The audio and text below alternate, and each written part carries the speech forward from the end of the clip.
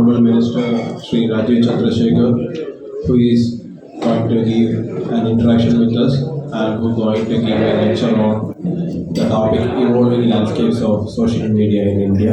Welcome, sir. And I also would like to welcome Advocate Shakuti Das. He doesn't need an introduction before us. He is all among us. He is in the interaction with the minister. And I would like to welcome all of you. Thank you, everybody. And I'm welcoming Sri Balrama Taimur for giving the presentation address. Misinformation ഇതെല്ലാം കുറച്ച് rice ചെയ്യുന്നുണ്ട്. അതിൽ ആ phenomenal traction അത് നമ്മുടെ നാടിൻ്റെ ഉള്ളിൽ ഇരിക്കുന്ന vested interest, state actors from across the borders, അവരെല്ലാം അത് യൂസ് ചെയ്യുന്നുണ്ട്. സോ ഇതിൽ ഒരു overall framework of trends, higher number of people using platforms, increasing digitization of our world. Moonamadu, all platforms having good as well as the rising phenomenon of bad. A bad is a number of categories of bad are there. Criminal bad is also there. User harm is also there. Other child sexual abuse material ഉണ്ട്, പിന്നെ misinformation ഉണ്ട്. So അത് ഒരു തരം പുതിയൊരു ഫിനോമിനനാണ്. അതിനുവേണ്ടി ഞങ്ങൾ റൂൾസും policies എല്ലാം ഉണ്ടാക്കിയിട്ടുണ്ട്. Digital data protection bill, IT rules അതെല്ലാം എനാക്ട് ചെയ്തിട്ടുണ്ട്, നോട്ടിഫൈ ചെയ്തിട്ടുണ്ട്. ഡിജിറ്റൽ ഡേറ്റ പ്രൊട്ടക്ഷൻ ബിൽ ഇപ്പോൾ വരും. എന്നിട്ട് ഒരു 2-3 മാസത്തിൽ ഒരു പുതിയ ലെജിസ്ലേഷൻ വരും, digital India act, which will also regulate the internet. So in the background, I will now leave it to you to share with me your views, your thoughts, your questions.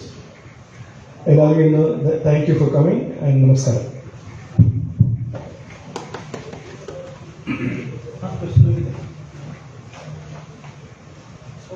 The session is open for interaction, and I request Shakuti Das to lead the interaction.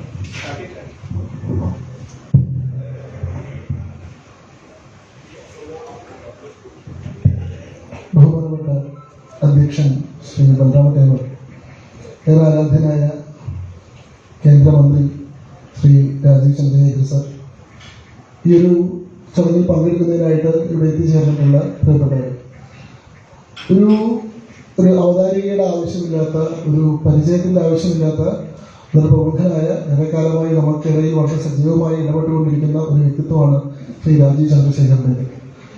അദ്ദേഹം നിലവിൽ കേന്ദ്ര മന്ത്രിസഭയിലെ electronics and information technology വകുപ്പിൻ്റെയും അതേപോലെ തന്നെ skill development വകുപ്പിൻ്റെയുമായി ബന്ധപ്പെട്ട 2 മന്ത്രാലയങ്ങൾ കൈകാര്യം ചെയ്യുന്ന മന്ത്രിയാണ്. അദ്ദേഹം ഒരു വളരെ സക്സസ്ഫുൾ ആയിട്ടുള്ള ഒരു ടെക്നോക്രാറ്റാണ്. അദ്ദേഹം ഒരു ബിസിനസ് മേഖലയിൽ വളരെയേറെ വിജയം കൈവരിച്ചിട്ടുള്ള ഒരു വ്യവസായ പ്രമുഖനാണ്. ഏറെ കാലമായി സജീവമായി രാജ്യസഭാ അംഗം എന്ന രീതിയിൽ 2000 മുതൽ തന്നെ നമ്മുടെ രാജ്യസഭയിൽ അംഗമായിക്കൊണ്ടിരിക്കുന്ന, നിയമനിർമ്മാണ പ്രക്രിയയിൽ അംഗമായിക്കൊണ്ടിരിക്കുന്ന ഒരാളാണ്. അദ്ദേഹത്തെ പറ്റി കൂടുതൽ പരിചയപ്പെടുത്തേണ്ട ആവശ്യമുണ്ടെന്ന് ഞാൻ കരുതുന്നില്ല. എങ്കിൽ പോലും ഒരു സാമാന്യമായിട്ടുള്ള അവതരണം അദ്ദേഹത്തെ പറ്റി. അദ്ദേഹം നമ്മുടെ എന്താ പറയുക, കേരളത്തിലെ തൃശ്ശൂർ ജില്ലയിലുള്ള കൊണ്ടയൂർ എന്ന് പറയുന്ന പ്രദേശത്ത് നിന്ന് ജനിച്ചു വന്ന ആളാണ്. അദ്ദേഹത്തിൻ്റെ അച്ഛൻ ഒരു എയർഫോഴ്സിലെ എയർ കോമഡോർ ആയിരുന്ന ആളാണ്. അദ്ദേഹം ഗുജറാത്തിലെ അഹമ്മദാബാദിലാണ് ജനിക്കുന്നത് പറയുന്നതൊക്കെ. അദ്ദേഹം മണിപ്പാൽ ഇൻസ്റ്റിറ്റ്യൂട്ട് ഓഫ് ടെക്നോളജിയിൽ നിന്നാണ് അദ്ദേഹം എഞ്ചിനീയറിംഗ് പഠനം പൂർത്തീകരിക്കുന്നത്. അതിനുശേഷം ഇല്ലിനോയ്സ് ഇൻസ്റ്റിറ്റ്യൂട്ട് ഓഫ് ടെക്നോളജിയിൽ നിന്ന് അദ്ദേഹം പോസ്റ്റ് ഗ്രാജുവേഷൻ ചെയ്യുന്നു. വളരെ വിജയകരമായിട്ടുള്ള ഒരു കരിയർ നയിച്ചിരുന്ന ആളാണ്. ഒരുപക്ഷെ ഇന്റൽ കമ്പനി ആരംഭിച്ച സമയത്ത് ശ്രീ വിനോദ് ധാം ഹാൻഡ് പിക്ക് ചെയ്തിട്ടുള്ള, ചൂസ് ചെയ്തിട്ടുള്ള ഏതാനും ആളുകളിൽ ഒരാളായിരുന്നു ഇന്റൽ പ്രോസസർ നിർമ്മിക്കാൻ വേണ്ടി. അദ്ദേഹം i486 എന്ന പ്രോസസർ നിർമ്മിക്കുന്നതൊക്കെ അദ്ദേഹത്തിന്റെ കൂടി നേതൃത്വത്തിലാണ് ഇന്റൽ കമ്പനി. അതിനുശേഷം അദ്ദേഹം ഇന്ത്യയിലേക്ക് മടങ്ങി വരുന്നു. അദ്ദേഹം BPL ഇന്ത്യ എന്ന് പറയുന്ന കമ്പനിയുടെ നേതൃത്വം ഏറ്റെടുക്കുന്നു.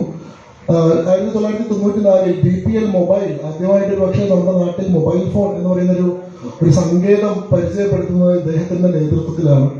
2005 മുതൽ അദ്ദേഹം നമ്മുടെ മാധ്യമ രംഗത്ത് വളരെ സജീവമായിട്ടുള്ള ഇടപെടലുകൾ നടത്തിക്കൊണ്ടിരിക്കുന്നുണ്ട്. ഏഷ്യാനെറ്റ് കമ്മ്യൂണിക്കേഷൻസ് ലിമിറ്റഡുമായി ബന്ധപ്പെട്ട് അതിന്റെ ഹോൾഡിംഗ് കമ്പനിയായിട്ടുള്ള ജൂപ്പിറ്ററിന്റെ മാനേജിംഗ് ഡയറക്ടർ എന്നുള്ള രീതിയിൽ, അതുമായി ബന്ധപ്പെട്ട് 2009 ശേഷം ഏഷ്യാനെറ്റ് ന്യൂസുമായി ബന്ധപ്പെട്ട പ്രവർത്തനങ്ങൾ നേതൃത്വം അദ്ദേഹം വഹിക്കുന്നുണ്ട്. 2018 ഒരുപക്ഷെ നമ്മുടെ രാജ്യത്ത് ഇന്ന് കാണുന്ന ഏറ്റവും വലിയ ദേശീയ മാധ്യമമായിട്ടുള്ള റിപ്പബ്ലിക് ചാനലിന്റെ പോലും തുടക്കം കുറിക്കുന്നതിന് കാരണമായിട്ടുള്ള ഒരു വ്യക്തിത്വം കൂടിയാണ് അദ്ദേഹം. അങ്ങനെ കൈവച്ച മേഖലകളിലെല്ലാം വളരെയേറെ വിജയകരമായി മുന്നേറാൻ സാധിച്ചിട്ടുള്ള വെന്നിക്കൊടി ബാധിച്ചിട്ടുള്ള, അത് രാഷ്ട്രീയത്തിലാവട്ടെ, അത് കരിയർ മേഖലയിലാവട്ടെ, അത് മറ്റു ഇടപെടലുകളിലാവട്ടെ. അപ്പോൾ ആ രീതിയിൽ ഒരു സമൂഹത്തിന് ഒരു ഇൻസ്പിറേഷൻ എന്നുള്ള രീതിയിൽ, ഒരു മാർഗദർശി എന്നുള്ള രീതിയിൽ നമുക്ക് എല്ലാവർക്കും വളരെയേറെ ഉയർത്തിക്കാട്ടാവുന്ന ഒരു മാതൃകയാണ്. അദ്ദേഹം നമ്മോടൊപ്പം ഇരിക്കുന്നു എന്നത് നമ്മുടെ ഒരു ഭാഗ്യമായിട്ട്, നമ്മുടെ വലിയൊരു അവസരമായിട്ടാണ് നമ്മൾ കണക്കാക്കേണ്ടത്. അദ്ദേഹം നമ്മളോട് സംസാരിക്കാൻ ആഗ്രഹിക്കുന്ന വിഷയം ഈ സോഷ്യൽ മീഡിയയിലെ മാറിക്കൊണ്ടിരിക്കുന്ന പ്രതലങ്ങൾ, അത് ഏത് രീതിയിലാണ് അതിന്റെ സാധ്യതകൾ സമൂഹത്തെ പൊതുവിൽ പരിവർത്തനം ചെയ്യുന്നതിന് വേണ്ടി അതിന്റെ സാധ്യതകൾ ഏത് രീതിയിലാണ് ഉപയോഗിക്കപ്പെടുന്നത് എന്നതുമായി ബന്ധപ്പെട്ടാണ്. അദ്ദേഹത്തിന് യാത്രയുമായി ബന്ധപ്പെട്ട ഒരു സാങ്കേതിക പരിമിതി ഉള്ളതുകൊണ്ട്, സമയപരിധി ഉള്ളതുകൊണ്ടാണ് വളരെ ചെറിയൊരു ഇന്ററാക്ഷൻ മാത്രം അദ്ദേഹം ചുരുക്കിയിട്ടുള്ളത്. നിങ്ങളുടെ ചോദ്യങ്ങൾക്ക് ആ പരിധി നിശ്ചയിക്കേണ്ട ആവശ്യമില്ല. അദ്ദേഹം അഡ്രസ് ചെയ്യേണ്ടതുണ്ടെന്ന് വിശ്വസിക്കുന്ന ഏറ്റവും പ്രധാനപ്പെട്ട ഏത് വിഷയത്തെ സംബന്ധിച്ചും നമുക്ക് അദ്ദേഹത്തോട് ചോദ്യങ്ങൾ ചോദിക്കാം. അദ്ദേഹത്തിന്റെ ഉത്തരം അദ്ദേഹത്തിന്റെ സമയപരിധിയിൽ നിക്ഷിപ്തമായിരിക്കും എന്ന് മാത്രം. എന്ത് ചോദ്യവും ഉന്നയിക്കാം. സദസ്സിന് വിട്ടുവരുന്നു. Hi, my name is Ashwin. Minister, എൻ്റെ ഒരു ക്വസ്റ്റ്യൻ ഇതാണ്. നമ്മൾ പൊതുവെ എല്ലാവരും ആൾക്കൂട്ടാക്രമണങ്ങൾ എന്ന് കേട്ടിട്ടുണ്ടാവും, അതായത് ഫിസിക്കലായിട്ടുള്ള വേൾഡില്. പക്ഷെ സൈബർ വേൾഡിൽ ആൾക്കൂട്ടാക്രമണങ്ങൾ ഉണ്ടാവാറുണ്ട് അല്ലെ, സൈബർ അറ്റാക്സ് എന്ന് പറഞ്ഞിട്ട്.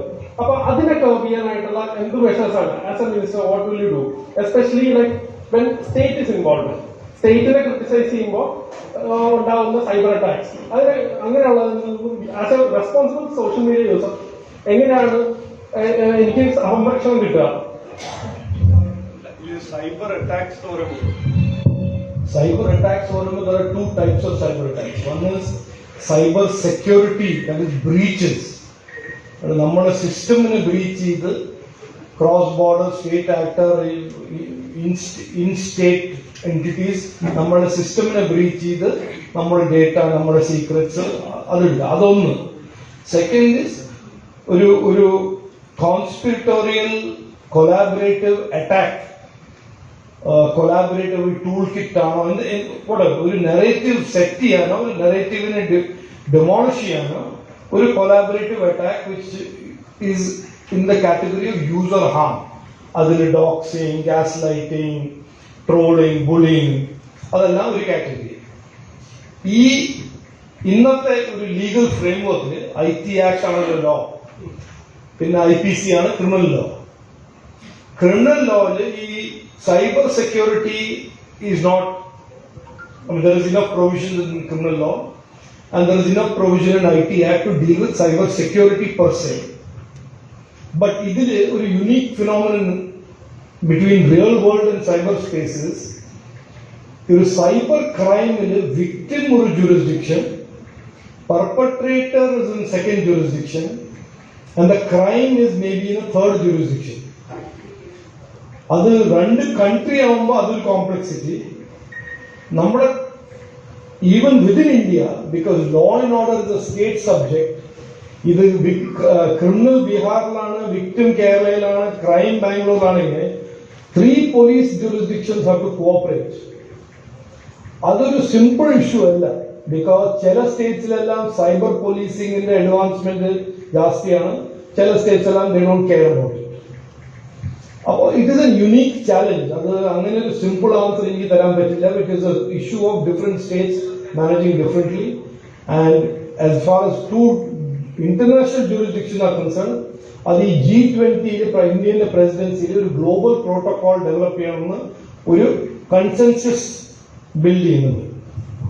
Now on the other side, നമ്മൾ ഈ user harm specifically to cyberspace, ആൾക്കാരെ ട്രോൾ ചെയ്യുക, ഗ്യാസ് ലൈറ്റ് ചെയ്യുക, ഡോക്സ് ചെയ്യുക, അവരുടെ individual privacy, article 21 right to life and liberty deny ചെയ്യുക, അതെല്ലാം ഒരു ന്യൂ ലെജിസ്ലേഷൻ. ഇപ്പോഴത്തെ ലെജിസ്ലേഷനിൽ ഉണ്ട്. Under IT act IT rules.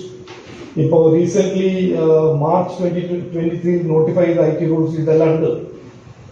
But in the next 60 days, 35 to 60 days, ഒരു പുതിയ ലോ ഈ IT ആക്ടിനെ റിപ്ലേസ് ചെയ്യുന്നത് ഡിജിറ്റൽ ഇന്ത്യ ആക്ട് വരുന്നുണ്ട്. അതിലെല്ലാം ഇത് will be firmly put in law. So ഞങ്ങളുടെ ഒരു റെക്കഗ്നിഷൻ ഉണ്ട്, ഇതൊരു പ്രോബ്ലമാണ്. ഈ problem is being misused by some people. And at the other end ഈ നമ്മൾ കണ്ടല്ലേ മലനാട് മലയാളി ആ വെബ്സൈറ്റിനെ random use of IPC and putting him in jail, അതിനെല്ലാം പ്രൊഹിബിറ്റ് ചെയ്യാൻ പ്രിവെന്റ് ചെയ്യാനും അതിന്റെ ഒരു പ്രൊവിഷൻ ഉണ്ടാവും. That means the law will be not only specific, will be a deterrent, but it will also be preventing misuse.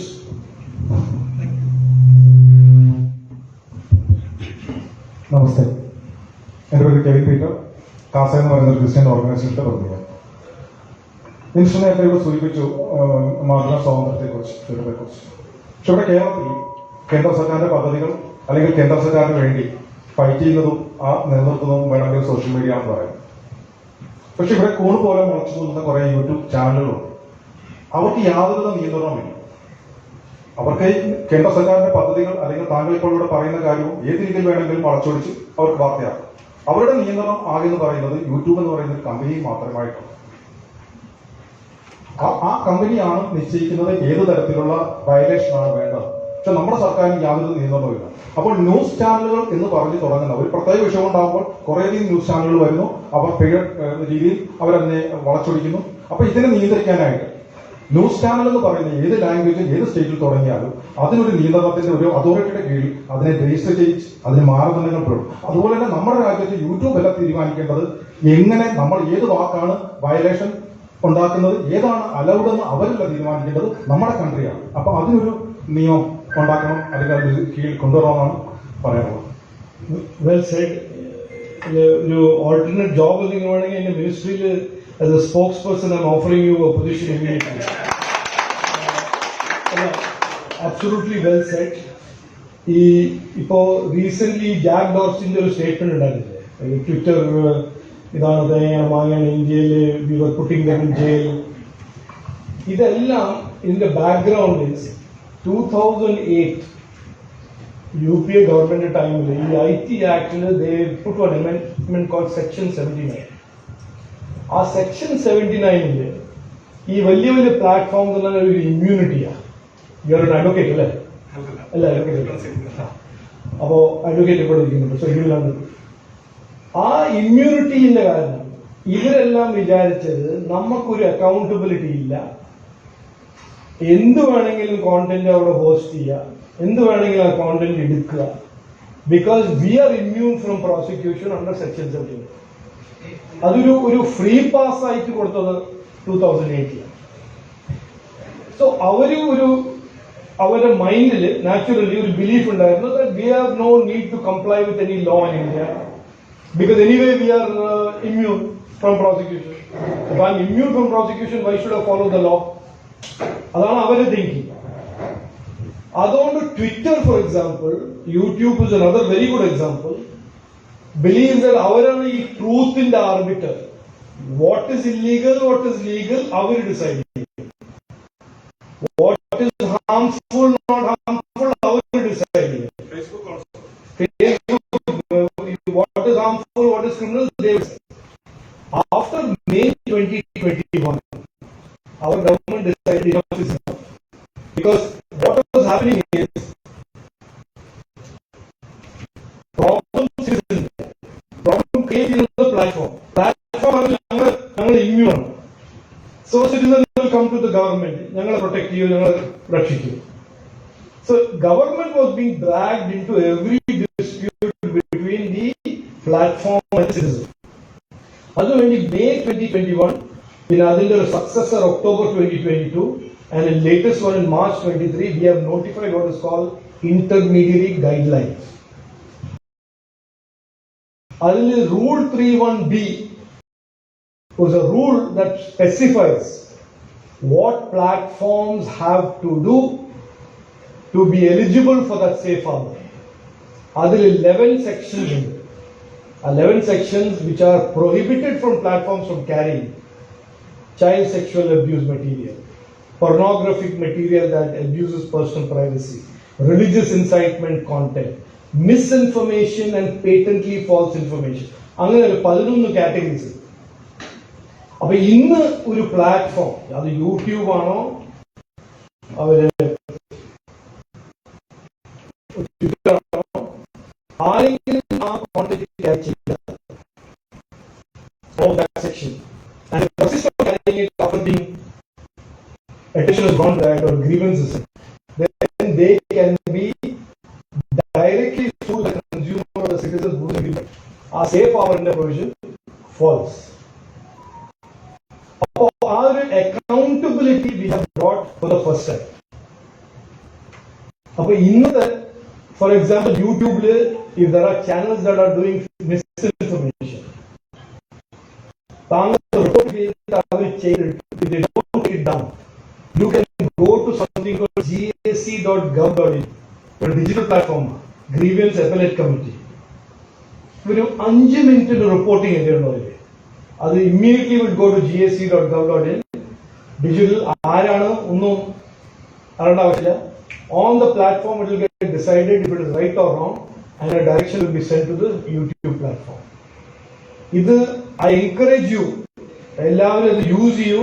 Grievance ഓഫീസറിന് എഴുത്തെഴുതു യൂട്യൂബിന്റെ, our respond ചെയ്തില്ലെങ്കിൽ 48 hours gac.gov.in report ചെയ്യുക, appeal ചെയ്യുക. ഇവരെ അക്കൗണ്ടബിൾ ആക്കാൻ നമ്മൾ മാത്രം, citizens have to make them accountable. Social media warriors have to make them accountable. ഇത് government തനിയെ ചെയ്താൽ ഇത് നടക്കില്ല. So do it. അതൊന്ന്. രണ്ടാമത്തെ, ഞാൻ ഇപ്പോൾ ഡിജിറ്റൽ ഇന്ത്യ ആക്ട് പറഞ്ഞല്ലോ, അതിൽ ഈ സേഫ് ഹാർബറിന്റെ provision government remove it totally. അപ്പോ പ്ലാറ്റ്ഫോം മിസ്ബിഹേവ് ചെയ്താൽ കോർട്ടിൽ പോയിട്ട് അവിടെ ഡിസ്കസ് ചെയ്ത് അവിടെ dispute will be settled by the court, not government, not anybody else. അതൊരു പുതിയൊരു കോൺസ്ട്രക്ട്, പുതിയൊരു framework. We are going in that direction. Sir, I told that you are going for a G20 for a common code of conduct like that. So, is it feasible or even possible to make that Aadhaar or any identity is compulsory to start social media account? Nowadays, what happens? People fake IDs, and they are the behind all these nonsense happening there. മനസ്സിലായി, question മനസ്സിലായി. അല്ല, ഇതിലിപ്പോ താങ്കൾ എന്താ opinion? You tell me whether. See, I tell you the construct right now. Social media platforms have given themselves immunity. അവരെ prosecute ചെയ്യാൻ പറ്റില്ല under section 7. Plus അവര് they encourage anonymity. So anonymous user doing something wrong on a platform that cannot be prosecuted means internet has become a place where illegality thrives and it has become a safe haven for user harm and criminality. The line I coined this line in 2018 in a submission to TRAI, that the internet must not be a safe haven for those who violate laws. അതാണ് ഞങ്ങളുടെ principle. ഇപ്പോൾ prime minister has said accountability, safety and trust. 3 things are absolutely non-negotiable attributes of the future of Indian internet. So accountability ഒന്ന്. ഇതില് accountable ഇല്ലാത്ത ആരും ഇവിടെ, it cannot be possible. അത് user ആണോ, യൂസർ പ്ലാറ്റ്ഫോം ആണോ, എല്ലാവരും അക്കൗണ്ടബിൾ ആവണം. Now ആ അക്കൗണ്ടബിലിറ്റി ഇഷ്യൂനെ കുറച്ച് എക്സ്റ്റെൻഡ് ചെയ്യാൻ നമുക്ക്. How to make a user accountable if he is anonymous or she is anonymous? അതല്ല മെയിൻ ക്വസ്റ്റ്യൻ. അതിൽ 2 ഓപ്ഷൻ ഉണ്ട്. One option is to say we will prohibit anonymous use of platforms. അതൊരു easy ഒരു legislation ഒക്കെ pass ചെയ്താൽ എല്ലാവർക്കും anonymous use prohibited. Second is anonymous use okay, നമുക്ക് because privacy, ഒരു whistle blowers want anonymous nature, നമുക്ക് freedom of whistle ബ്ലോയിങ്ങിന് ആൾക്കാരെ protect ചെയ്യാൻ, അവരുടെ പ്രൈവസി പ്രൊട്ടക്ട് ചെയ്യാൻ നമുക്ക് അനോണിമിറ്റി അലൗ ചെയ്യണം. ഇത് സെക്കൻഡ് സ്കൂൾ ഓഫ് തോട്ട്. ഞാൻ ഇതിൽ ഏതാ റൈറ്റ് എന്ന് പറയുന്നില്ല. ബട്ട് അതില് the owner should be on the platform to say ഇയാള് anonymous ആണ്, ഇല്ലീഗാലിറ്റി ചെയ്താൽ you should be able to tell us who he is. മനസ്സിലായില്ലേ? സോ ഈ 2 കോൺസ്ട്രക്ട് ആണ് ഞങ്ങൾ എക്സ്പ്ലോർ ചെയ്യുന്നത്. അത് ഈ DIA വരുമ്പോൾ ഏത് ഡയറക്ഷനിലാണ് പോകുന്നത് ത്രൂ കൺസൾട്ടേഷൻ വിൽ ഡിസൈഡ്. പാർലമെന്റിൽ ഒരു കോൺഗ്രസ് എം പി ആള് ലോക്സഭയിൽ stood up and he said, ഇല്ലല്ല, I want that we should have everybody identified. KYC മാതിരി എല്ലാ സോഷ്യൽ മീഡിയ പ്ലാറ്റ്ഫോമിലും ഐഡന്റിറ്റി. അപ്പൊ എന്റെ ആൻസർ അന്ന് ഞാൻ പറഞ്ഞു, ഞങ്ങളുടെ government believes in protecting individual rights. Individual rights also has the right to anonymity if you are not violating law. But we also believe that right to anonymity should fall. A curtain should fall if you have committed a crime or if you have violated the law. That's the condition. You can hide behind anonymity to protect yourself, but not if you are conducting some illegality. That's our construct, our thinking. Good afternoon, sir. My name is Shekhar Swami. Actually, sir, I have two questions. Sir, actually, in the media of social era, and mainly fake news are good. So we do have already fact check case. But the real fact check is they belong to a particular their agenda, their criteria. So what happened is that these fact checkers, in fact, they are driving the real news to a different channel. So why can we implement a new government? Good question. Fact checkers in the ഒരു 10%. Can I add one more thing, sir? Second thing, sir, recently I have noted in many of those who are having Indian citizenship and having proper Indian passport, they are residing outside India. They are talking through the social media against India. Is there any strict, especially from Middle East, Canada, and many places, they are regularly doing the same thing? Why can't we kind of stringent laws, those who are still having their Indian citizenship and talking against India, say outside the India? That's a very serious concern. That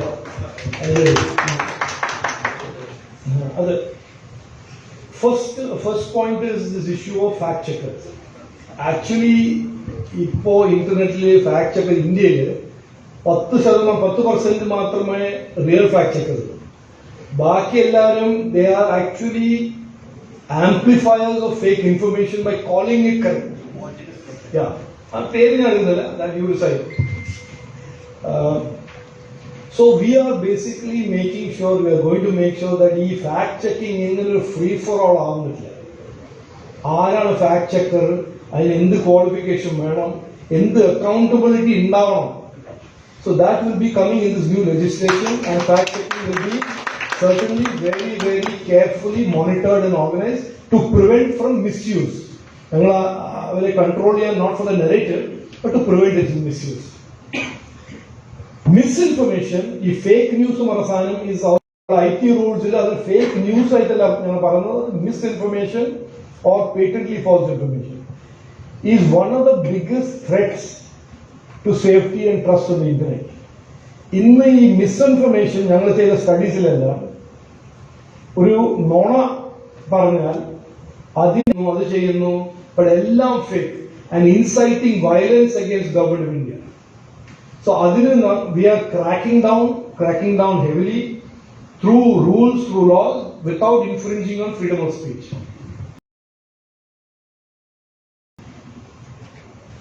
Your second issue about anti-national, we have to be careful.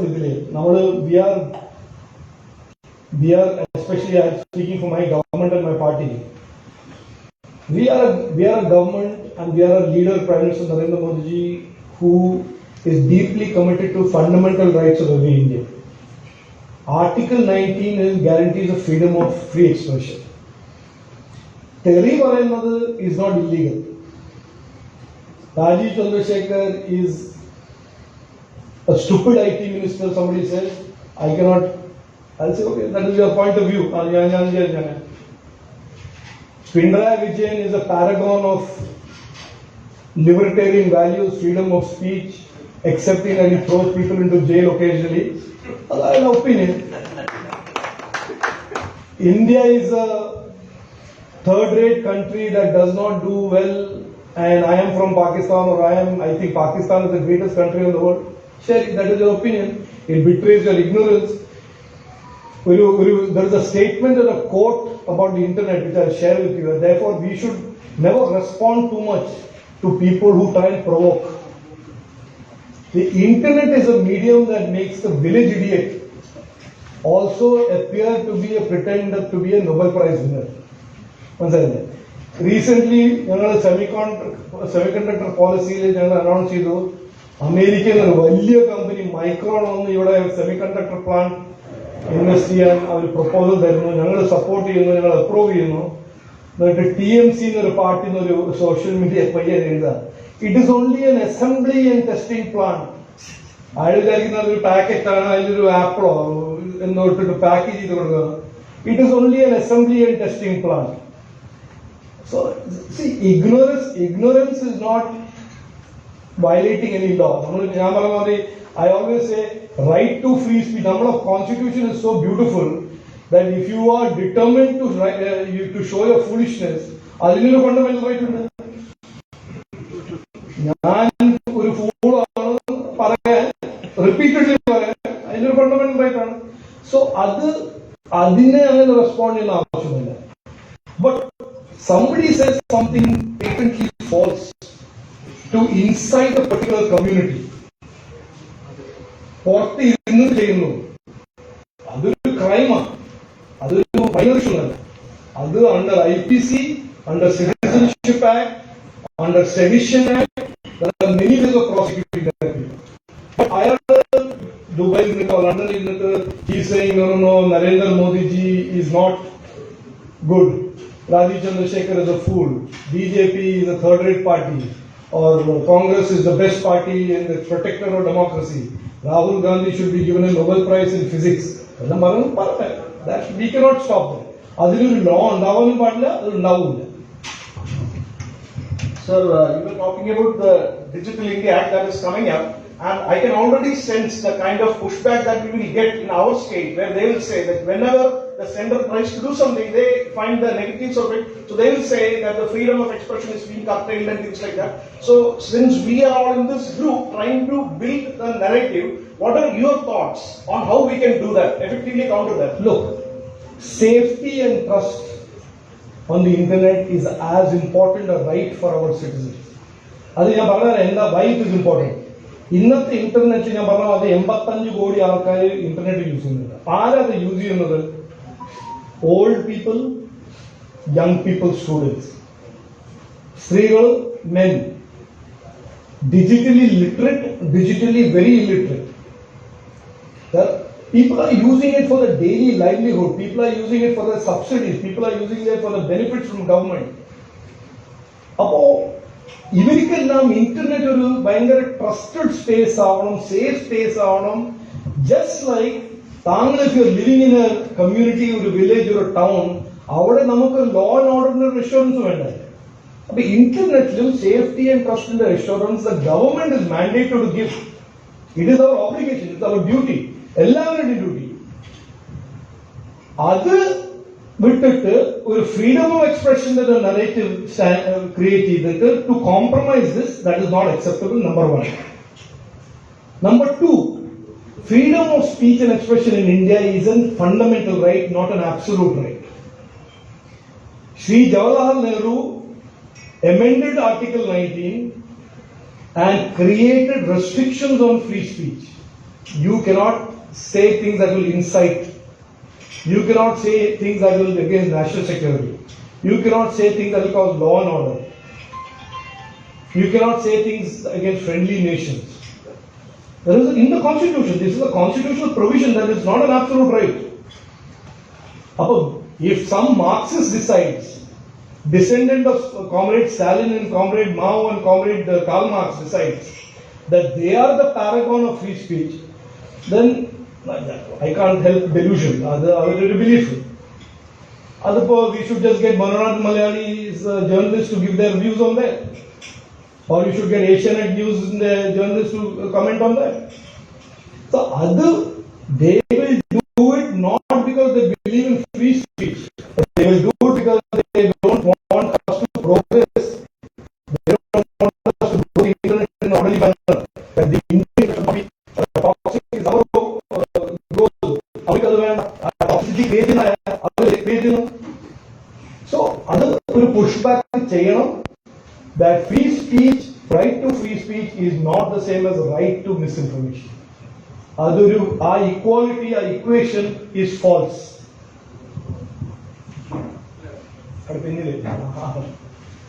Sir, my name is Vishwaraj. Just wanted to ask, there are a lot of Indian citizens sitting in abroad doing their job there. They are thinking that they are in safe havens and instigating war against India through social media.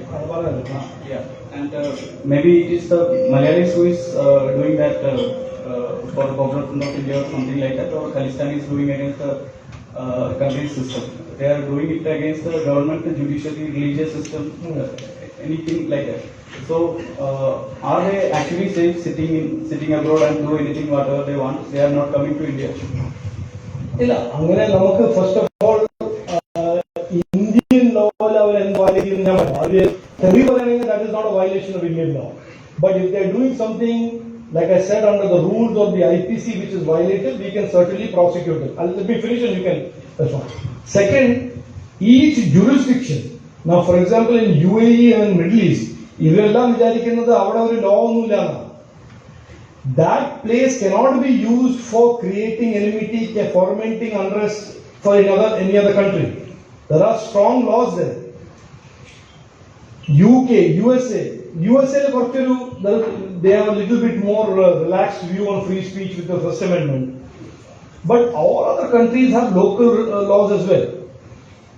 ഈ belief that ഞങ്ങൾ എന്ന് പറഞ്ഞാൽ അതിന്റെ ഒരു consequence ഇല്ല എന്നൊരു belief, അതിനെ disprove ചെയ്യാൻ if you all get together and identify one person who is, let us say, misbehaving, saying things that are wrong, then sit down with some lawyer and understand, നമുക്ക് research ചെയ്ത് ഒരു case study ഒന്ന് എടുത്തത് അതിനെ pursue ചെയ്താൽ ഒരാളെ ഒരു if you show that ഇങ്ങനെ ഈ ബിഹേവിയറിന് ഒരു കോൺസിക്വൻസ് ഉണ്ട് അണ്ടർ ലോ, അത് ആ കൺട്രിയുടെ ലോ ആണോ ഇന്ത്യൻ ലോ ആണോ, അത് ചെയ്താകുന്നു.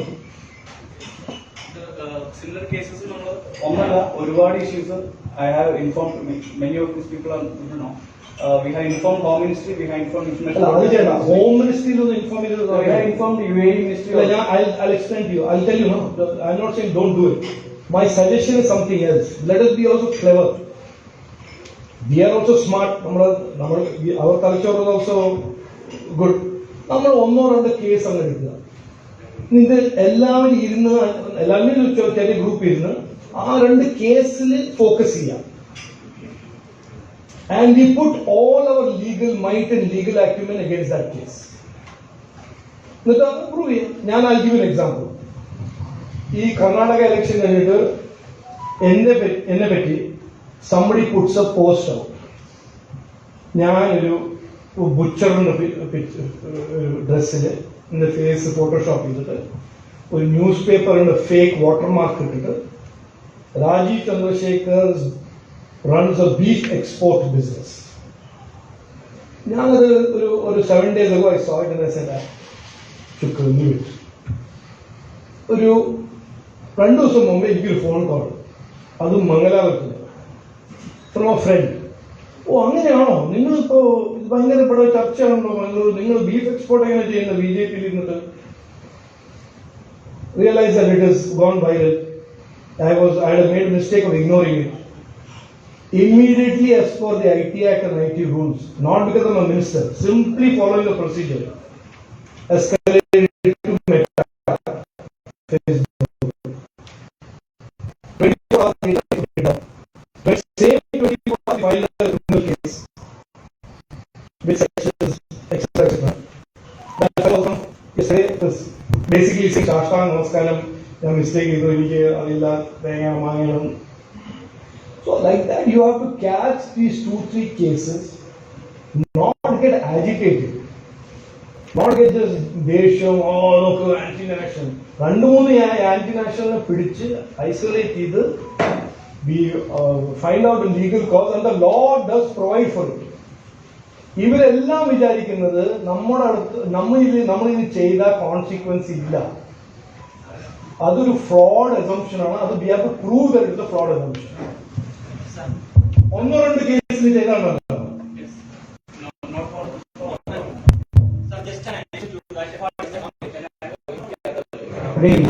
The social media influencers as well as anti-social media influencers. There are 2 types of influencers.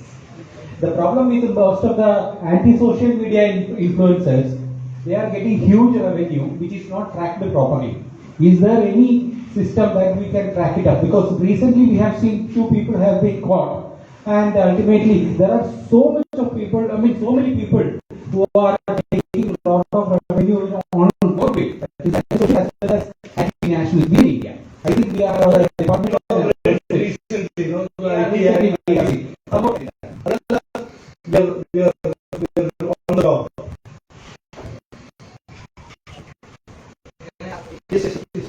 The one question now it is already put in law. So, as a minister, national education policy education policy. ഇവിടെ ഇല്ലല്ലോ. അതാണ് ഞാൻ ചോദിക്കുന്നത്. അതിന്റെ ഭാഗമായിട്ട് എന്തെങ്കിലും നമ്മൾ അവിടെ പ്ലാൻ ചെയ്യുന്നുണ്ടോ? കുട്ടികൾക്ക് എഡ്യൂക്കേഷൻ എന്തെങ്കിലും കൊണ്ടുവരാൻ പ്ലാൻ ചെയ്യുന്നുണ്ടോ? ആൾസോ ഒരു ദിവസമാണ് നമ്മുടെ ഈ സോഷ്യൽ മീഡിയ ഇൻഫ്ലുവൻസേഴ്സ് ആണ് ഉൾപ്പെടുത്തിയിരിക്കുന്നത്.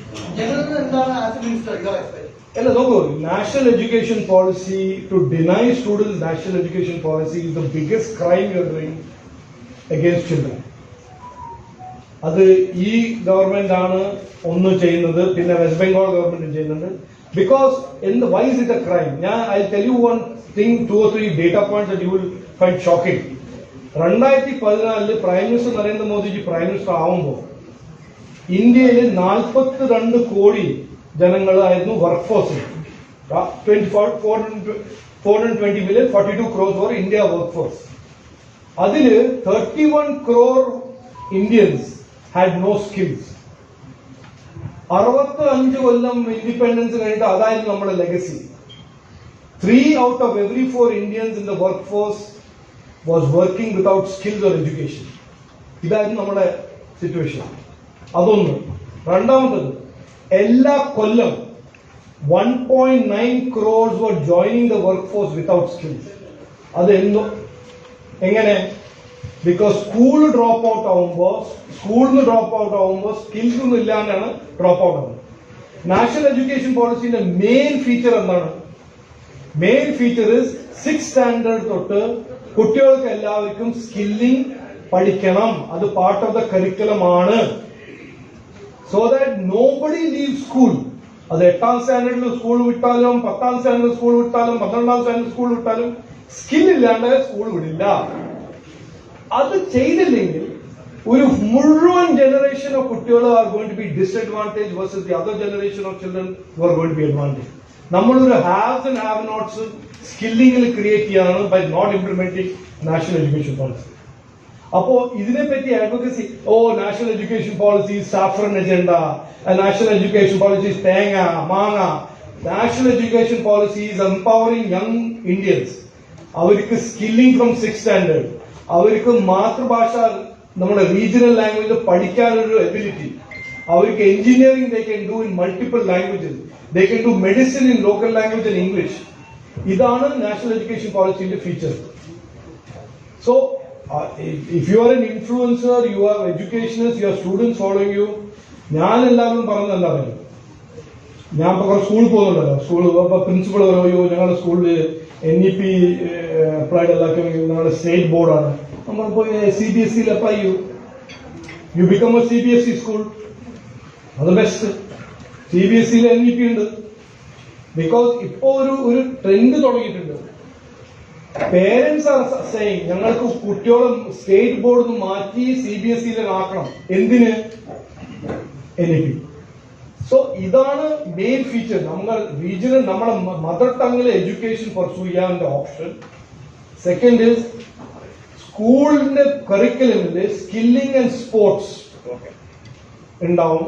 സ്കൂള് കഴിയുമ്പോൾ ഒരു സ്കിൽ ആൻഡ് അക്കാഡമിക് ക്രെഡിറ്റ് ഫ്രെയിംവർക്കിന്റെ ബേസിസിൽ കുട്ടിക്ക് ഹയർ എഡ്യൂക്കേഷൻ, സ്പോർട്സ്, സ്കില്ലിംഗ് നെറ്റ്വർക്കിൽ നാവിഗേറ്റ് ചെയ്യാം. അതെല്ലാം ഡിനൈ ചെയ്യുന്നത് നമ്മുടെ കുട്ടികളുടെ ഫ്യൂച്ചറിനെ കൂടെ കളിയാണ് ചെയ്യുന്നത് ആൾക്കാർ.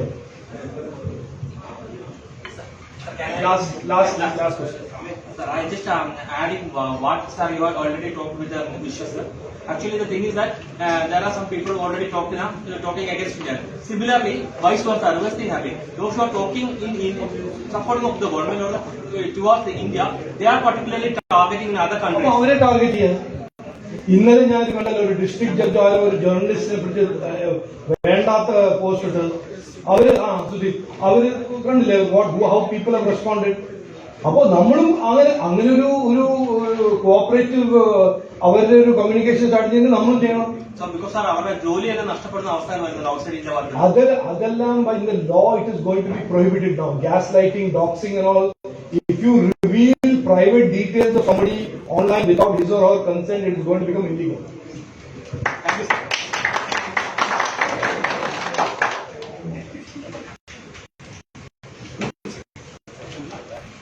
നമ്മുടെ ഇൻസ്റ്റിറ്റ്യൂട്ടാണ്.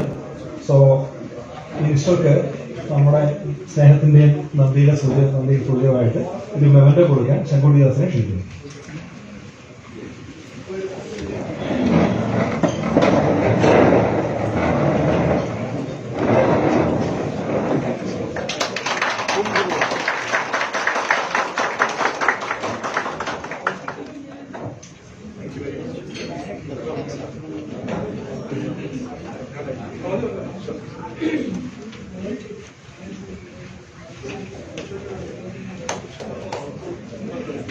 Sorry.